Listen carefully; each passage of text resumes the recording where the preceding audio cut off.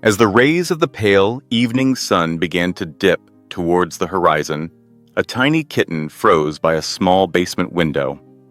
Barely visible in the dim light, he looked around fearfully, as if he couldn't believe he had found any shelter from the cruel world around him. Just yesterday, he had barely managed to slip between the rusted bars of a grate, escaping a pack of stray dogs. His heart was pounding so hard it felt like it was about to burst out of his little chest, and memories of menacing snarls and terrifying growls kept flashing through his mind. He trembled with terror, trying to hide and not give himself away, but even here in the damp and chilly basement, the previous day wouldn't let him go. Even now, the kitten could clearly picture that vicious dog that had tried to push its paw through the bars to reach his tiny victim. The little one squeezed his eyes shut in fear, flinching at every random sound. But suddenly, a powerful hiss cut through the silence. An old cat, as if emerging from the darkness itself, appeared nearby and, without hesitation, pounced on the dogs. The menacing hiss and long claws forced the big dogs to tuck their tails and retreat from the battlefield. The old lady cat, seeing how pitifully this tiny ball of fur was huddled against the wall, approached him and carefully examined the little one from head to tail. "I don't think I've seen you around the yard before," she said, squinting. "Well, tell me, who are you and what brought you here?" The kitten swallowed nervously, trying to gather his strength. It seemed like he wanted to speak out, but all the pain and resentment hadn't subsided in his heart yet. He said quietly. "When I was just born, I had a mom. She was so affectionate, so gentle. With her, I felt completely safe. I also had 2 brothers. We played all the time, and Mom taught us different tricks so that one day we could become real cats. But one day, a big man, I don't know his name, picked me up high and said strange words. 'This one is extra. He needs to be gotten rid of. Otherwise, he'll spoil the whole breed.' And they took me somewhere in a noisy car and then just dumped me on the street and drove away. He said something like, 'He'll be fine. Cats survive anywhere.' And now I don't know what to do, why those scary dogs were hunting me. They wanted to tear me apart." The old cat sighed heavily, as if she knew about human cruelty firsthand. "Alas," she said with bitterness, "I don't know what breed is, and I don't care about it. But if your human threw you out, then there was nothing good in him. Well, you'll have to get used to life here, in the yard, and in the basement. We have no other choice, you and I." From then on, the kitten didn't leave his new protector's side. He was terribly afraid of everything: noisy passers-by, slamming doors of the building entrance, rumbling car engines, packs of dogs that occasionally wandered around looking for prey. The old cat, understanding how uneasy the little one felt in this huge world, took him under her wing. She showed him where to hide when stray dogs were distracted, how to sneak unnoticed to a trash can or dumpster to find any scraps, and simply how to look at life more bravely. However, time didn't instantly heal his emotional wounds. As soon as he remembered his mom, brothers, and the warm place by his mother's belly, tears welled up in his fluffy cheeks, and all the cat's lessons were lost in this poignant feeling of loneliness. Then the wise old lady decided to become his mother. Every evening, she meticulously licked his tangled fur, warmed him with her body on damp nights, lying down next to him, and sometimes brought him mice she caught in the basement so he wouldn't go hungry. Day after day, the little one thawed out, stopped being afraid of every rustle, and trusted the old cat's gentle movements more and more. He seemed to feel that a long-forgotten tenderness was rekindling in her heart. After all, she had never had kittens of her own. Long ago, this cat had lived in an apartment on the top floor. Her owner, a woman named Martha, fed her the best food and tirelessly petted her, stroking the silky fur of her darling. But one fateful day, Martha was taken away in a white car with a red cross, and she never returned. Martha's fragile world collapsed in an instant. The people who moved into the empty apartment simply threw the cat out the door, not wanting to bother with someone else's pet.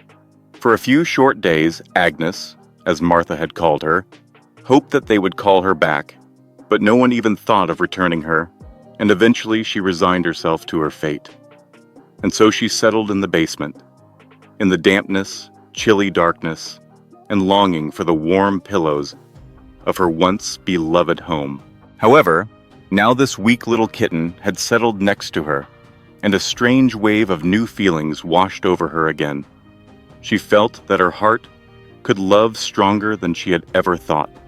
And one night, she dreamed that she was walking again through the corridors of her old apartment, and a little kitten was running merrily alongside her. Agnes woke up feeling an unfamiliar joy and a vague confidence that changes for the better were in store for her. Thus, challenging days passed. A fine morning arrived, which made the yard warmer and somehow festive. Agnes took her adopted kitten out into the yard so he could frolic in the fresh air and bask in the first morning rays. The kitten ran around in circles, mesmerized by small grasshoppers and colorful butterflies, and Agnes peered into the distance as if looking for something, and suddenly her eyes flashed with alarm. The same guy who had once kicked her out of her home was slowly walking towards the building entrance. The kitten immediately noticed how his new mom's whiskers and fur tensed, ran up to her, and crouched down, showing fear and a desire to hide with his whole being. But before they could run away, the door to the building entrance swung open, and voices reached them. "Hello, I'm the one who called about the apartment," a female figure said, addressing the guy. "You're David, right? Great, let's go in, take a look at the place, discuss the details. And why are you selling?" "I don't need this apartment anymore," the guy grumbled, waving his hand dismissively. "Not planning to live here anyway." The voices subsided, disappearing behind the heavy door of the building entrance.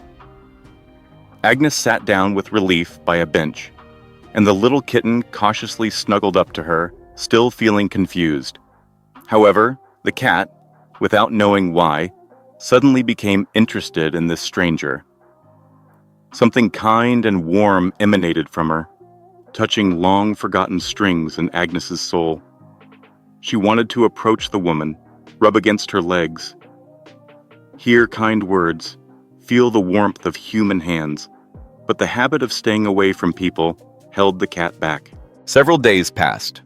The entrance door slammed shut dully, and some people, discussing some kind of deal, appeared more and more often in the yard. Finally, evening came at the end of the 7th day. A warm breeze swayed the branches of the trees, and the soft rays of the setting sun painted everything around in a golden-pink hue.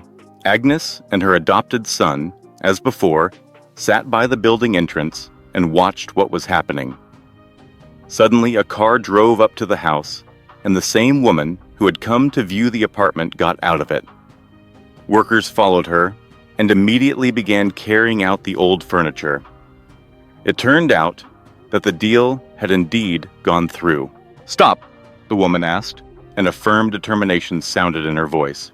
"First, let the cat enter the house. Agnes, darling, where are you? Come home quickly." At these words, everything inside Agnes turned over. She couldn't believe her ears. Home. An echo sounded in her soul. Is this being said to me? The woman crouched down, extended her hand, and the cat felt an unfamiliar, but so longed-for, warmth. For a moment, Agnes hesitated, remembering all the hurts and blows of fate. But her heart told her that this was her chance to find a family again. However, she looked at her little friend and hugged him close to herself. What will happen to him? Should I leave him? A thought flashed through Agnes's mind. The woman, seeing the cat's devoted gaze and confusion, guessed what was troubling her. "I understand," she said softly. "Is this your son? Your little one? Of course, we'll take him with us. You will both live in warmth and safety." She gently picked up the kitten, encouraging Agnes to enter the building entrance. The cat's eyes filled with light, and happiness seemed to spread through her chest. Home? It was pounding in her head. No one was chasing her away. No one was kicking her.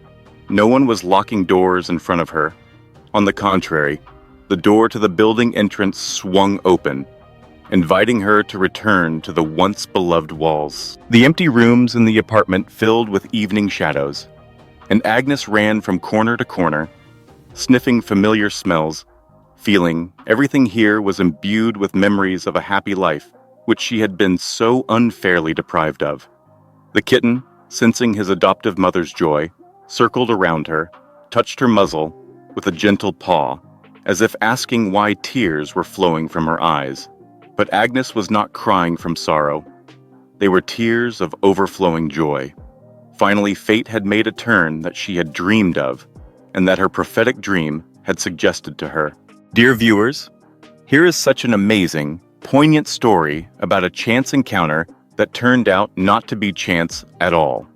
If you liked this story, if you were touched by the devotion of the old cat and the determination of the kind woman, be sure to share your impressions in the comments and support our channel with a subscription. Ahead of us are many more such miracles, and each of them reminds us, kindness always returns to those who are generous of heart. See you soon, friends.